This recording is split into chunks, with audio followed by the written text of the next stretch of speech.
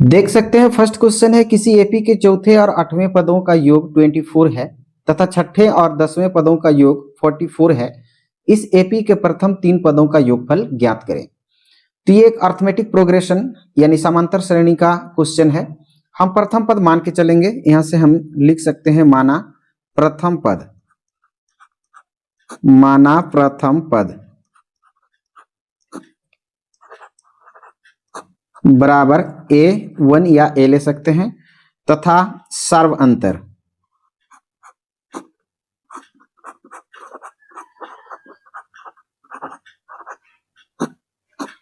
सर्वांतर हम मान लेंगे D।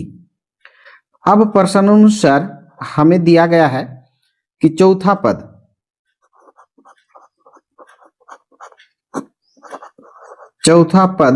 अगर चौथा पद को जोड़ा जाए आठवें पद से, आठवें पद इन दोनों का अगर प्लस कर दें तो 24 हो जाएगा, ऐसा क्वेश्चन हमें बोला है। तो यहां से हम लिख सकते हैं कि जो चौथा पद होता है वो प्रथम पद में अगर हम 3 बार डी जोड़ दें तो हमें चौथा पद प्राप्त हो जाएगी, ये प्लस लगाएंगे। उसी तरह आठवां पद बोला है तो हम प्रथम पद में अगर 7 बार डी जोड़ दें तो हम आठवें पद तक पहुंच जाएंगे और उसके बदले हमें दिया है 24। यानी चौथा पद A1 एक बार और 3 बार डी, तो 3 बार और 1 बार मिलके 4 बार यानी चौथा पद। उसी तरह से आठवां पद A1 एक बार और 7 बार डी, तो 7 और 1 8, आठवां पद हो जाएगी और दोनों को जोड़ने पर 24 होगा बोला गया। तो यहां से हम लिख सकते हैं A1 और A1 2 बार है तो यहां से हम लिख सकते हैं 2A1 प्लस 3D और 7D, दोनों को प्लस कर लेंगे तो हो जाएगी 10D और उसके बदले हमें दिया है 24। यहां से दोनों से हम कॉमन ले लेंगे, 2 कॉमन हो जाएगी तो यहां से A1 प्लस 10 में से अगर 2 कॉमन हो जाएगी तो यहां से आएगी 5D और इक्वल्स टू आएगी 24। और A1 plus 5D equals to 2 into है आके डिवाइड हो जाएगी, यानी हम कह सकते हैं 12 दूनी 24। यहां से हम लिखेंगे A1 plus 5D equals to 12 और इसे हम लेंगे इक्वेशन 1, समीकरण 1। फिर क्वेश्चन हमें दिया है छठे और 10वें पद का योग 44 है। छठे तो यहां से हम लिख सकते हैं कि छठे पद प्लस 10वें पद,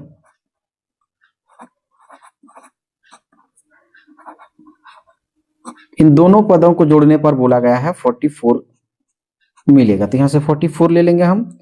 छठा पद कैसे प्राप्त होगी, A1 ये एक बार हो गई, उसमें हम 6 बनाने के लिए 5 बार डी ले लेंगे तो ये छठा पद हो जाएगी। उसी तरह अगर हम 10वां पद लेना चाहें तो A1 ये पहला एक पद हो गया और वहां 9 बार हम डी जोड़ लेंगे तो 9 बार और 1 बार मिलके 10 बार, तो A1 प्लस 5D छठा पद, A1 प्लस 9D 10वां पद, और इन दोनों पदों को जोड़ने पर 44 होगा, ऐसा क्वेश्चन हमसे बोलता है। A1 एक बार, A1 एक बार, कुल मिला के हो जाएगी 2 बार, तो 2A1 प्लस 5D और 9D कुल मिला के 14D बराबर हो जाएगी 44। दोनों से 2 कॉमन ले लेंगे तो A1 प्लस 14 से 2 कॉमन हो गई तो यहां से 7 दूनी 14 यानी 7D इक्वल्स टू 44।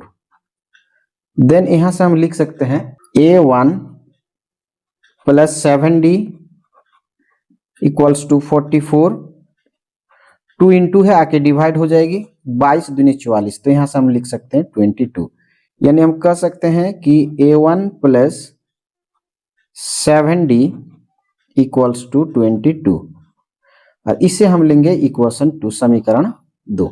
यहां से लिख लेंगे अब समीकरण 1 और 2 से, समीकरण 1 और समीकरण 2 से।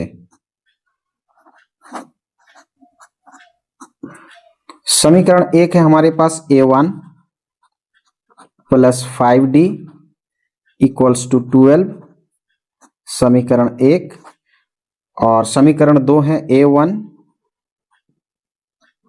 प्लस देख सकते हैं 7D इक्वल्स टू 22। ये लेंगे समीकरण 2। अब यहाँ हम समीकरण 1 और 2 को घटाने से, तो यहाँ पर हम लिख लेंगे घटाने पर।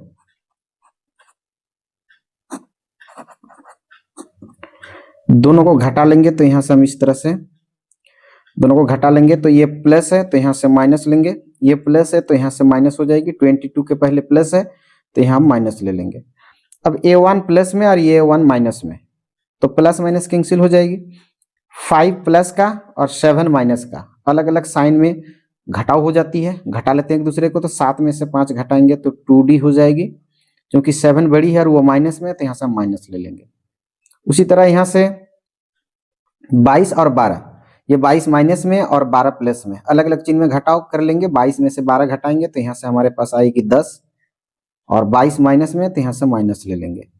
फिर यहाँ से हम लिख सकते हैं कि D इक्वल्स टू -10, -2 इधर इंटू इधर आके डिवाइड हो जाएगी, माइनस से माइनस कैंसिल हो जाएगी। 5 दूने 10, ये 5 दूने 10, यानी D का जो वैल्यू होगा वो 5 हो जाएगा। यहां से लिख सकते हैं समीकरण 1 में D का मान रखने पर, समीकरण 1 में D का मान रखने पर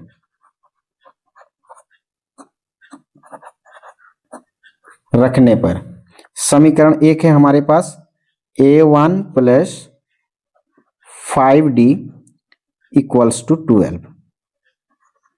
D के लिए यहां से हम 5 रख लेंगे, तो यहां से लिखेंगे A1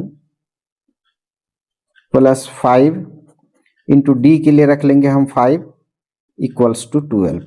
और यहां से हम लिख सकते हैं A1 प्लस 5 जा 25 इक्वल्स टू 12, और A1 इक्वल्स टू 12, ये प्लस 25 है जाके माइनस हो जाएगी, तो यहाँ से हम माइनस कर लेंगे। तो हम यहाँ से कह सकते हैं कि जो A1 का वैल्यू होगा, ये 25 माइनस का और 12 प्लस का अलग अलग चिन्ह में घटा लेंगे। 25 में से 12 घटाएंगे तो यहाँ से हमारे पास आएगी 3, यहाँ से 1, 13। 25 चूंकि माइनस में है, बड़ी है, तो यहाँ से हम -13 लिख लेंगे, यानी A1 का जो वैल्यू होगा वो -13 होगा। यानी प्रथम पद हमारा -13 है, तो यहाँ से हम दूसरा पद निकालेंगे, यानी A2 बराबर हो जाएगी A1 प्लस D। A1 है -13 और D है हमारे पास 5, तो यहाँ से 13 में से 5 घटाएंगे, अलग अलग चिन्ह में है, तो ये 8 हो जाएगी, और चूंकि 13 बड़ी है तो -8, तो जो A2 होगा वो -8 होगा। यहाँ से हम निकालेंगे A3 निकालेंगे A2 प्लस D। A2 है हमारे पास -8 और D है हमारे पास 5, अलग अलग चिन्ह में घटाव होगी। 8 से 5 घटाएंगे 3 हो जाएगी, क्योंकि 8 बड़ी है माइनस में, तो यहाँ माइनस हो जाएगी। हमसे क्वेश्चन में बोला गया था कि प्रथम 3 पदों का योगफल क्या होगा। प्रथम 3 यानी A1 प्रथम पद, A2 दूसरा पद और A3 तीसरा पद, ये तीनों पदों का योगफल क्या होगा हमसे पूछा गया है। तो यहाँ से हम लिख सकते हैं A1 है मेरे पास -3 -13 प्लस A2 है हमारे पास -8 प्लस A3 है हमारे पास -3। अब यहां से तीनों को जोड़ लेंगे तो 13 और 8 21, 21 और 3 24, 24। चूंकि सभी में माइनस लगा है तो जो बड़ा है 13 बड़ा है उसका साइन लगेगा -24, यानी अगर हम प्रथम 3 पदों का योगफल निकालें तो वो 24 होगा, और यही इस क्वेश्चन का करेक्ट आंसर हो जाएगा। आशा करता हूं आप समझ पा रहे हैं। आइए हम लोग अगले क्वेश्चन की ओर बढ़ते हैं। अगला क्वेश्चन है, मीना 2000 रुपये निकालने के लिए एक बैंक गई। उसने कैशियर से 50 रुपया तथा 100 रुपया के नोट देने के लिए कहा। मीना ने कुल 25 नोट प्राप्त किए। ज्ञात करें उसने 50 रुपये और 100 रुपये के कितने कितने नोट प्राप्त किए। क्वेश्चन में हमें ज्ञात करना है कि 50 रुपया और 100 रुपये के कितने कितने नोट हैं। तो हम मान के चलेंगे, माना 50 रुपये के नोटों की संख्या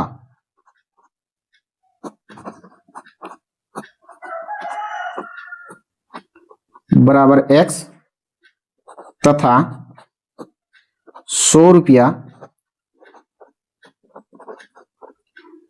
के नोटों की संख्या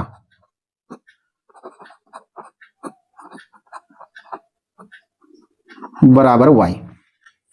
50 रुपया के नोटों की संख्या x तथा 100 रुपया के नोटों की संख्या y। प्रश्नानुसार हमें दिया गया है कि 50 रुपया और 100 रुपये के नोटों को अगर हम जोड़ें तो 25 गो नोट होगी। तो 100 रुपया के x नोट हैं तो यहाँ से x लेंगे, 100 रुपया के y नोट हैं तो y लेंगे, और 50 रुपया और 100 रुपया के नोटों को अगर हम मिला लें तो हमें कुल 25 गो नोट मिलेगा। तो यहाँ से हम बोल सकते हैं 25 और इसे हम लेंगे इक्वेशन नंबर 1।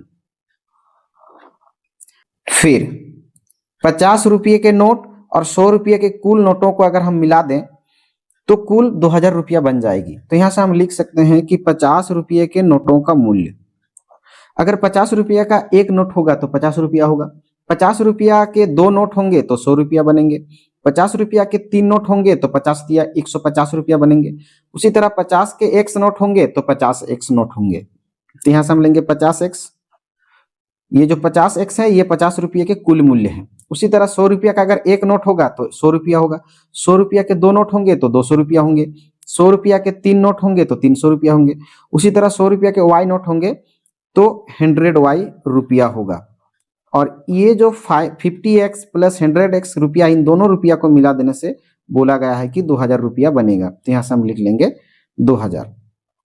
इन दोनों से हम 50 कॉमन लेंगे, 50 को अगर हम कॉमन लेंगे यहाँ से x आएगी, प्लस 100 करने के लिए यहाँ 2 रखना होगा ताकि 50 दूनी 100, फिर y इक्वल्स टू ले लेंगे हम 2000। और यहाँ से लिख सकते हैं हम लोग x minus 2y equals to ये 2000, 50 इंटू है इधर आके भाग हो जाएगी, डिवाइड, एक जीरो से एक जीरो काट लेंगे हम, फिर ये 4 5 20, एक जीरो आएगी, यहाँ जीरो लगाएंगे तो यहाँ से यानी 40 5 200। तो हम कह सकते हैं कि x minus 2y equals to 40, और इससे हम रखेंगे इक्वेशन नंबर 2। फिर लिख लेंगे समीकरण 1 और समीकरण 2 से। समीकरण 1 और समीकरण 2 से। समीकरण 1 है हमारे पास x plus y equals to 25, समीकरण 1। दूसरा है x माइनस 2y बराबर ये 40, इसको लेंगे समीकरण 2। समीकरण 1 और 2 को हम घटा लेंगे यहाँ से, तो यहाँ से लिख लेंगे घटाने पर। अब ये प्लस y और यहाँ से माइनस 2y, अलग अलग साइन में माइनस हो जाएगी, 2 में से एक यहाँ पे 1 होती है, 2 में से एक घटा लेंगे तो यहाँ से 1 हो जाएगी। फिर हम यहाँ से लिख सकते हैं 1, यहाँ से y, चूंकि 1 लिखे या ना लिखे 1 मानी जाती है, और 2y माइनस में है, बड़ी है, इसलिए माइनस लगाएंगे यहाँ से। ये 40 माइनस में और 25 प्लस में, अलग अलग साइन माइनस हो जाएगी। 40 में से 25 घटाएंगे तो यहाँ से हमारे पास आएगी 15, क्योंकि 40 बड़ी है इसलिए यहाँ से माइनस आएगी। ये माइनस और माइनस हम यहाँ से कैंसिल कर लेंगे, तो हम कह सकते हैं कि जो y होगी वो y बराबर हो जाएगी 15। अब y का मान समीकरण 1 में रखने पर, तो हम यहाँ से लिख सकते हैं समीकरण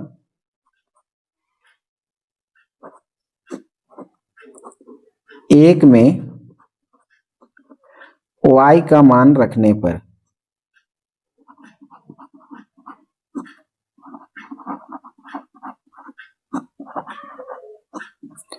समीकरण 1 है हमारे पास x plus y equals to 25, और x प्लस वाई के लिए रखेंगे 15, यहां से हम ले लेंगे 15 इक्वल्स टू 25, और x इक्वल्स टू 25, 15 प्लस का है जाके माइनस हो जाएगी। देन हम कह सकते हैं x इक्वल टू 25 में से 15 घटा लेंगे तो यहां से हमारे पास आएगी 10। तो जो x है वो 10 आया और जो y है वो 15 आया। x हमने 50 रुपया की नोटों की संख्या को माना था और y हमने 100 रुपया के नोटों की। तो यहां से लिख सकते हैं कि अतः 50 रुपया के नोटों की संख्या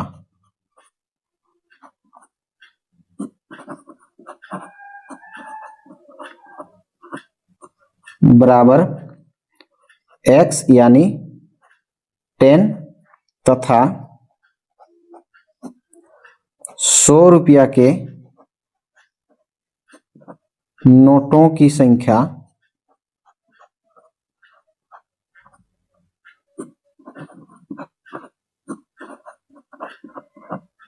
बराबर y, और y के लिए हमारे पास वैल्यू है 15, यानी यहां से होगी 15। तो 50 रुपया के नोटों की संख्या 10, 100 रुपया के नोटों की संख्या 15। हमें बोला गया था कि कुल 25 नोट होंगे, तो 10 और 15 25 नोट। तो यही जो है इस क्वेश्चन के राइट आंसर। ये वीडियो आपको कैसा लगा कमेंट में आप जरूर लिखिएगा। हम लोग फिर मिलेंगे एक अगले वीडियो में। तब तक के लिए जय हिंद, जय भारत।